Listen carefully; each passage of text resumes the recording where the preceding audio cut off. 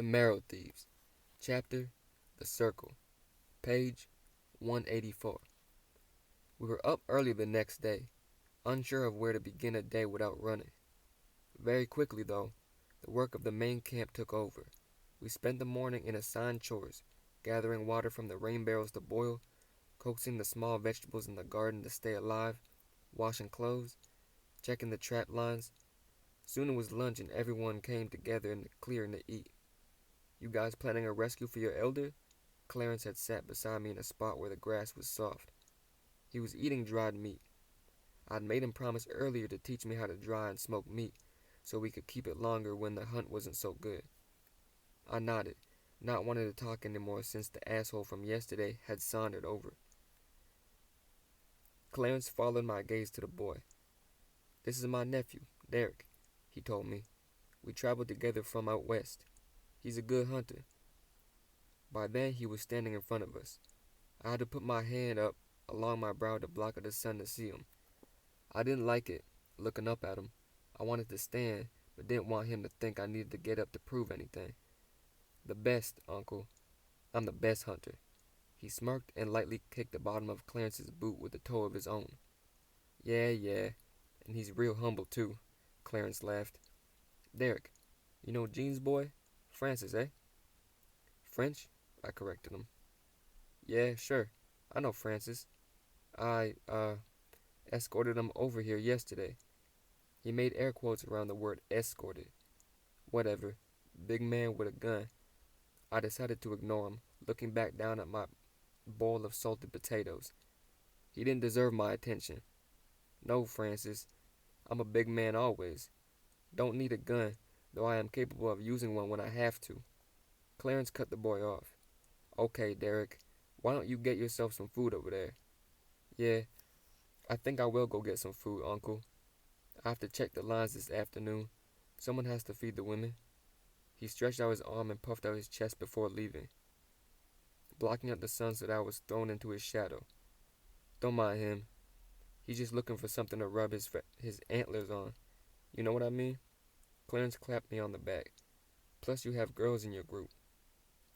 He's just looking to prove himself." He ripped off another hunk of meat and chewed it through thoughtfully, looking around the clearing. Suddenly I wasn't hungry anymore.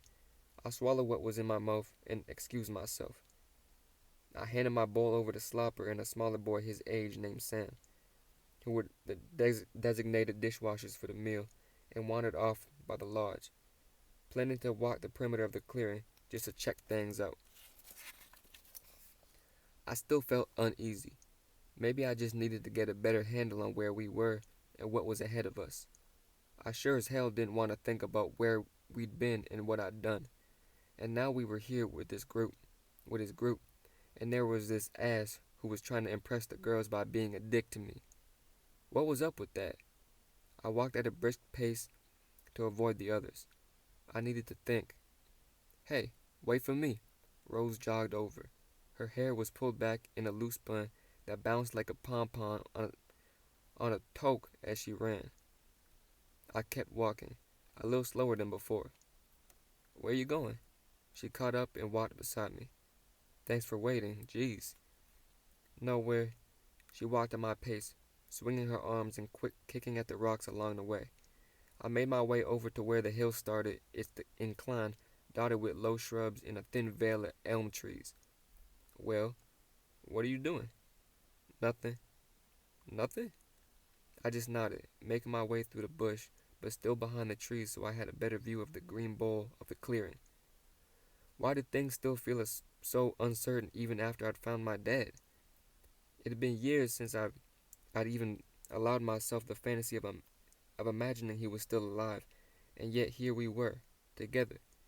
And still, I didn't realize until I had walked a few feet that Rose was no longer with me. I turned and saw her there at the bottom, arms crossed, hip thrown out. "You coming?" "Well, do you want me to?"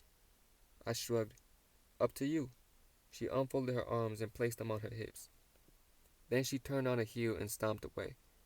I shrugged again and walked in the opposite direction. Tonight's social night over in the cave. General was visiting with Migwans when I returned to our group circle of tents. They were chatting in the last moments of daylight. General was a pleasant-looking man who wore his gray hair at shoulder length and had a neck hung with beaded ropes. He smiled a lot, the kind of smile that went right up into his eyes, and maybe for this reason alone I agreed to follow them over to the cave to check out the festivities.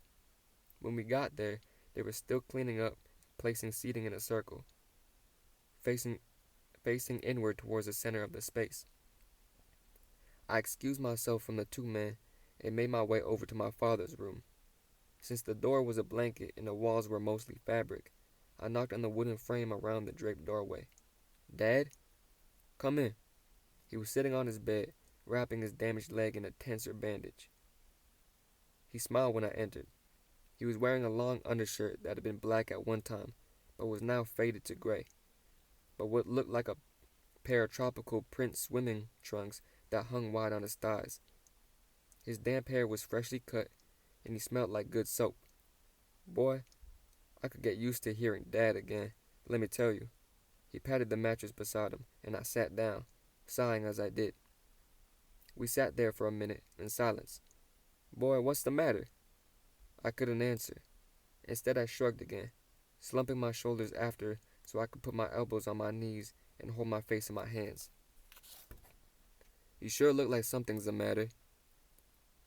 I couldn't answer him because I really wasn't sure what was wrong. On top of that, I felt guilty that I wasn't happier. We'd found Minerva. Now all we had to do was get her from the recruiters. And I'd found my dad after all this time.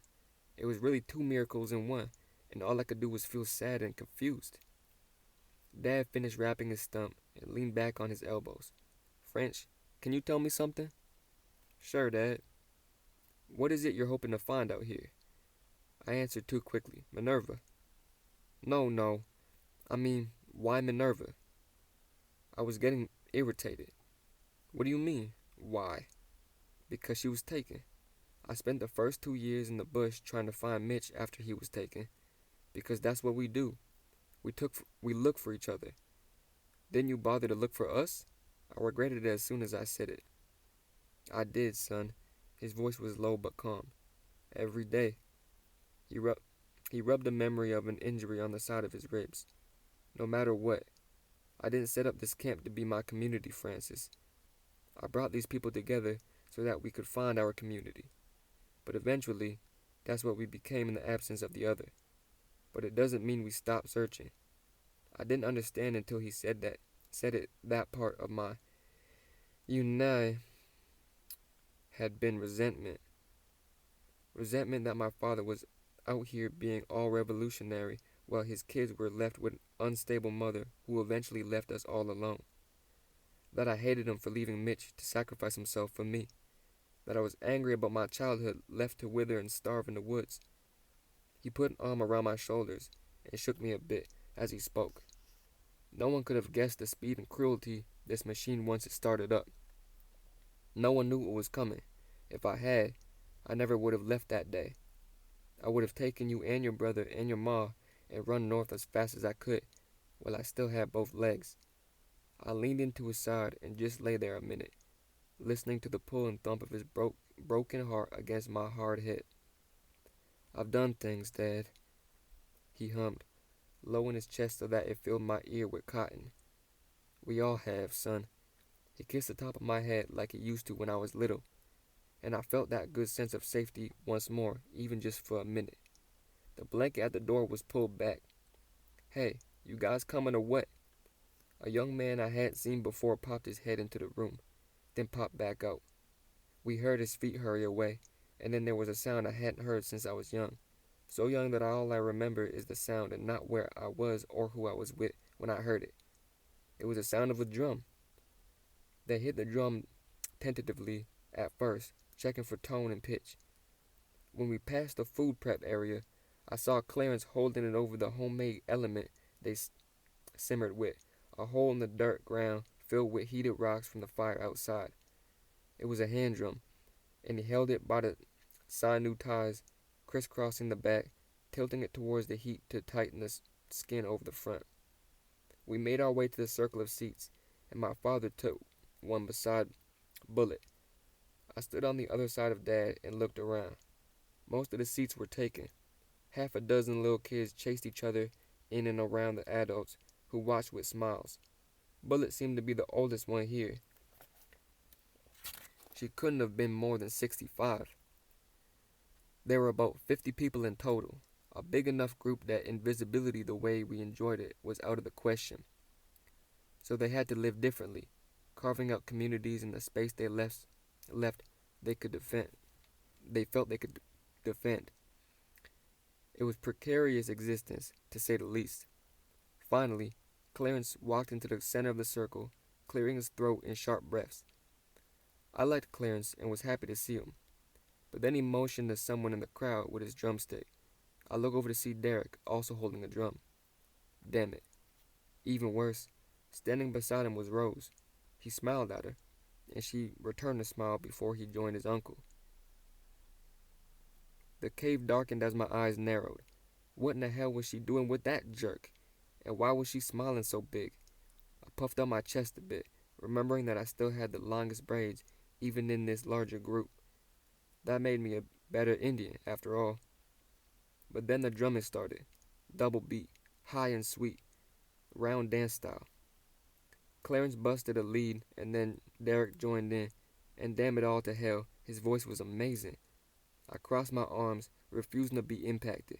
My dad tapped his hand on his mangled knee, and Bullet rocked forward and back to the beat. A few of the younger adults stood right away and joined hands, circling the singers in a chain. Some others joined in, and soon the circle was filled with dancers. I kept my arms folded when the clapping and hollering started after that first song. I felt a jealous twitch in my midsection when Wob and Chiboy and Slopper, and everyone else for that matter, joined in. The twitch turned into a wrench. Then Clarence raised his voice to declare the next one was two-step, and Derek handed his drum to Tree.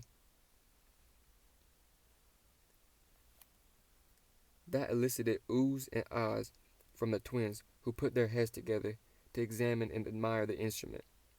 It twisted and yanked on my stomach when I saw Derek weave through the audience to extend a hand towards Rose, who shook her head at first and giggled, but who eventually put her hand in his and allowed herself to be led out into the center. And finally, the jealousy turned to full-blown murder stomping about my guts when I saw them dance, hand in hand, around the circle. By the time they were facing me, Derek looked me straight in the eyes and smiled the biggest mark of self-satisfaction you ever could imagine. I turned and left the warmth of the fire of the circle, jogging down the corridor and retreating into the dark corner of our camp.